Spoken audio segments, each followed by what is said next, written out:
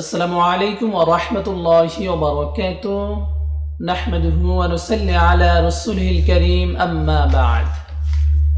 সম্মানীয় দ্বীনী ভাই ও বোনেরা, যেখান থেকে আমার এই ভিডিওটি দেখতেছেন, কাছে কিংবা দূরে, দেশে কিংবা প্রবাসে, আল্লাহ রাব্বুল আলামিন সকলের মনে নেক বাসনা কবুল আর মঞ্জুর করে নেন। সকলে বলে আমিন।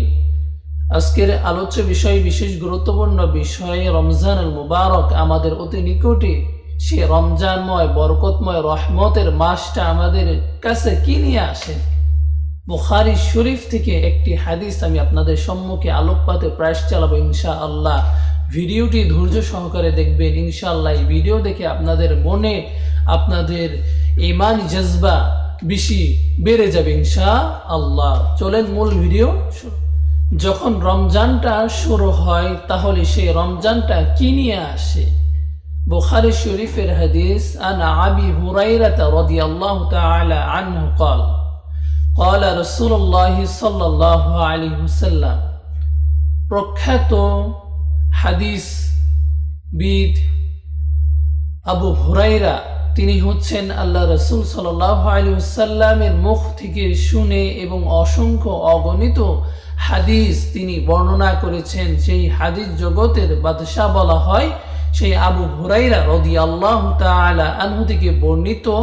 আল্লাহ রাসূল সাল্লাল্লাহু আলাইহি ওয়াসাল্লাম ইরশাদ করেন, ইযা দাখালা রমাদান, যখন রমজানটা প্রবেশ করে। রমজান প্রবেশ করে কিসের মাধ্যমে? রমজান প্রবেশ করে চাঁদ দেখার মাধ্যমে নির্ধারণ করা হয় যে আগামী কাল থেকে পবিত্র রমজানুল মুবারক। সেই রমজানটা রাত্রের চাঁদ দেখা মাত্রই রমজান আরম্ভ হয়ে যায়।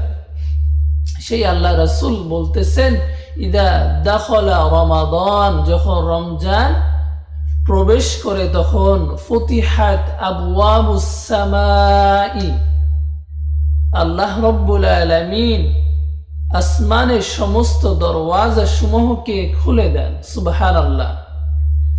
ওয়াফি রিওয়ায়াতি, এবং অন্য বর্ণনায় আসছে ফতিহাত আবওয়াবুল জান্নাত, অর্থাৎ জান্নাতের সমস্ত দরওয়াজা, 8টি দরওয়াজা আল্লাহ রাব্বুল আলামিন খুলে দেন বান্দাদের জন্য। ওয়াফি রিওয়ায়াতি, এবং অন্য রিওয়ায়াতে বর্ণনায় আসছে ফতিহাত আবওয়াবুল রহমাতি, এবং রহমত সমূহ আল্লাহ রাব্বুল আলামিন বারিধারা নাজিল করেন। সুবহানাল্লাহ।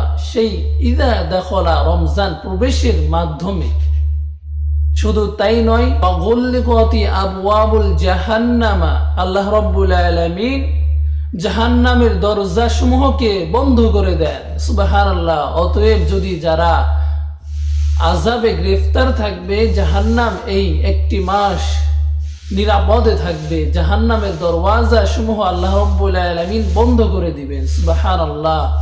কত বড় ফজিলতময় বরকতময় রহমতের এই রমজানুল মুবারকটি।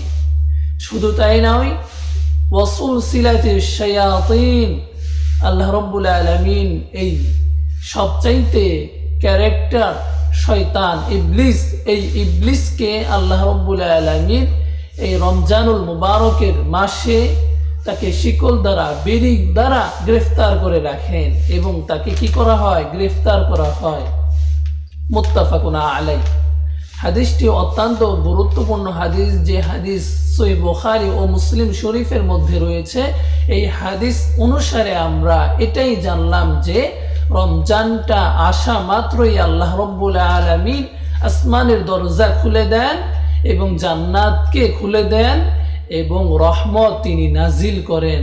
আল্লাহ রাব্বুল আলামিনের যদি নৈকট্য লাভ করতে চায় তাহলে এই রমজান মাসটাকে কাজে লাগাতে হবে। এই রমজান মাস যদি কাজে লাগাতে পারেন, অবশ্যই আল্লাহ রাব্বুল আলামিনের নৈকট্য হাসিল করতে পারা যাবে। তাহলে আল্লাহ রাব্বুল আলামিন আমাদেরকে কি করবেন?